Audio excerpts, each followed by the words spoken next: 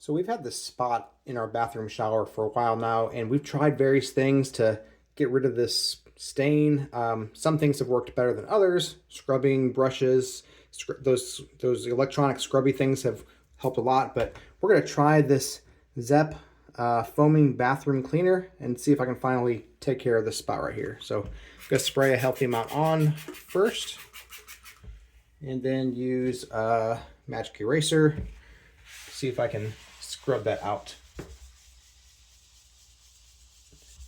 Wow, it honestly looks like it's just disappearing before my eyes, and that's not me trying to be a salesman. That's literally me saying it worked. Like, I did not expect it to work that well, that fast, but I literally can't see that stain anymore. Now, that might be partially because it's a little wet now, and the stains do kind of disappear a little bit when they're wet. So I'm going to dry it off a little bit as well.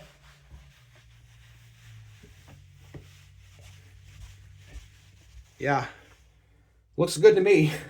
So I'm really impressed. I really, truly am impressed. If you have some stains around your shower or bathroom that have been not coming out, then yeah, check this stuff out because it worked for me.